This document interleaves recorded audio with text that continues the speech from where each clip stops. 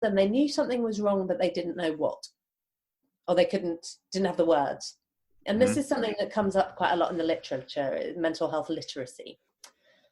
And so, you know, I think part of it is, it's not, you know, very sophisticated, really, probably sounding to you, but just getting young people to appreciate the language and think about the language that they might need to use if they're distressed or that sort of thing, because, you know, there's just this sense of confusion. We're on Zoom and we're looking at each other, but the podcast is going to be audio only. And what you probably saw me doing is writing down mental health literacy. I don't know that I've ever actually heard that phrase. For as many circles as I've run in, and as many boards and coalitions and committees I've sat on, that particular phrase I think is key. Among, I don't want to say commoners or lay people, but you get my point. Like, non-practitioners need to be fluent in our language, not our lingo. They don't need to know all the acronyms, right?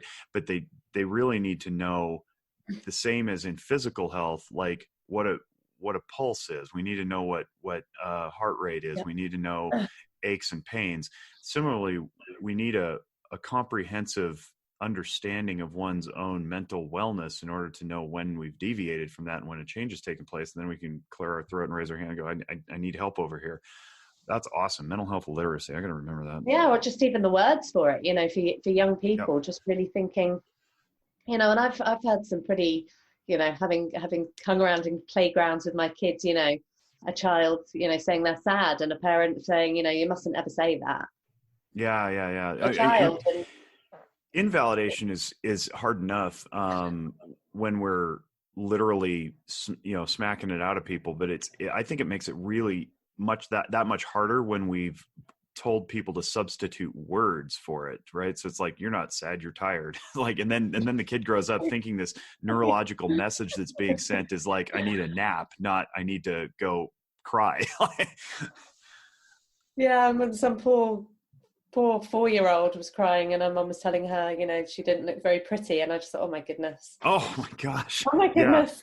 What are we going to do with this? So I think that sort of sense of, yeah, it's okay to not be okay, and these are the words you might want to use, and that, you know, for these different emotions or these different states. Yeah. Really and be as precise as possible too, so you can know what your brain is telling you and move through that. But also that sense, and kids are almost better at it, that sometimes your physical sensations can reflect mental health or mental stress. So that idea of, you know, headache or butterflies in your tummy or however it manifests itself, you know, and I think we see lots of kids coming through where they're allowed a day off school if they've got, you know, sore tummy, but not if they're sad. Yeah. And then sort of that whole reinterpretation and whole different language and whole different sort of acceptability, where you grow up with, you know, these people grow up with maybe medically unexplained symptoms because they're allowed to express their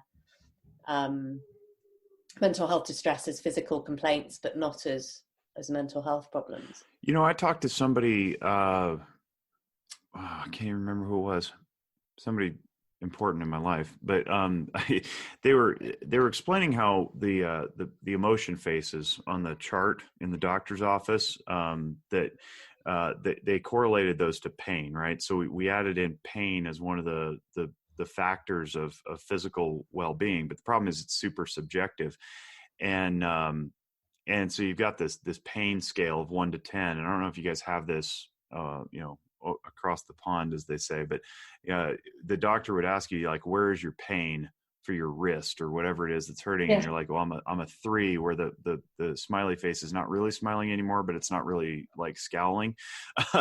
And the danger with that is that it's so imprecise and so subjective, but now it's like we can't get rid of it. It's like we need a face chart for emotional functioning or psychological functioning, but we need to get it right the first time. I remember who told me this, and why it's important, because now we've calibrated pain, and we can, as a bad thing, as a symptom that needs to be gotten rid of, as opposed to simply an indicator, and that leads to pain medication and over medication. So that's where that went. Yes. Yeah, and that sort of thought has to go into things. So really sort of, and I suppose as sort of epidemiologists, we've sort of become aware that over the last 50 years, even though there's been sort of lots of mental health research, that actually outcomes for young people haven't really got much better.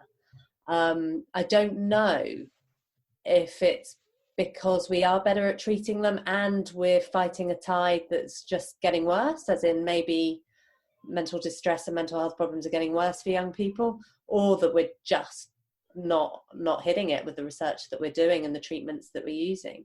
It could be a both and too. And what I've seen a lot of, it could be a both and what I've seen a lot of too is not necessarily the extremity of presentation increasing so much as the volume of people encountering distress tied to, and this is all hypothetical or theoretical maybe, but it's tied to a lack of ability to tolerate distress. So like you and I fall into that age group where we were the first recipients of the participation trophies. You didn't get a trophy for winning, you got a trophy just for showing up. And so we never really learned how to tolerate losing on the field. And then we've handed that down to the next generation, and they're growing up just intolerant of distress. So that's coupled intolerant of distress. And this probably sounds like a terrible thing to say, but actually I have to say, having been acting clinical director for a time in the Australia Capital Territory, there was a group that were just incredibly over entitled. And I don't mean that they felt entitled to mental health treatment, of course people, but there was just this sense of, I don't need to work for this. Right. I deserve all this. Yeah. And it was almost this dissatisfaction with life and dissatisfaction that someone wasn't just handing them, they're awesome and someone should be handing something to them. Yeah. And a lot of, I'm not a big, and this is the other unusual thing about me, I'm not a big proponent of drugs. So in terms of my mental health treatment, I would be very keen to use non-pharmacological, non-drug treatments, and in fact would only ever use medications for people who are really wanting them with their consent. And then I would be like, are you sure there's a good indication for this? There are other ways of doing this. So, I'm not a big user of medications. And so with a lot of the young people, I thought actually a cognitive behavioral approach might be better. Yeah. Or a sort of, a talking therapy approach, which takes a bit of work on both sides, from the therapist and from the recipient. And a lot of the time they were a bit like, well, that's just it, right? So it takes work, and we've become work averse. I think against the backdrop of the internet, really. I mean, it didn't start with the internet. It probably started with, I don't know, microwaves or something, or it's like, you just throw your meal in the microwave. You don't actually have to prepare it on a stove. And then it went to VHS and DVDs, and then we had the internet and everything's on demand, and then we have Google. You don't even have to go to the library anymore. You just type in some keystrokes and pop up a million search results. And so what that's done is it's conditioned people. It's my theory. I get to say it. I think it's conditioned people worldwide to be impatient and not to have to go through process anymore, and they don't have to wait. And then because life doesn't always operate that way. I mean, things still bloom in the time that they bloom, and they grow in the time they grow, and so on and so forth. But if you've been spoiled by refrigerated transportation and produce available all year round, you don't want to wait for the tomatoes to grow. When that happens, when life, reality, as it were, contradicts your perception of reality as you've been conditioned, you throw a tantrum. And so it comes off as entitlement. And so it's nobody's particular fault. And, it's not, we don't blame technology, but it's real though. And we have to deal with it. Yeah. And it's also cutting down those, what I was saying before about sort of building your social skills and your self-awareness, getting to know yourself, getting to know distress, and how to handle it. I think, screen time, and certainly large volumes of screen time that a lot of children and adolescents are exposed to. Listening audience can't see me, but I pointed at my nose and then pointed at Rebecca and said, you hit it. Yeah. Yeah, it's just cutting down any opportunity, young people have to get to know themselves and how to handle themselves in life, Yeah, including when things are going wrong and when they might need help for their mental health. Yeah, we're surrounded by distractions that take us away from enduring through. No, we just keep saying distress, but it could be anything that requires patience, right?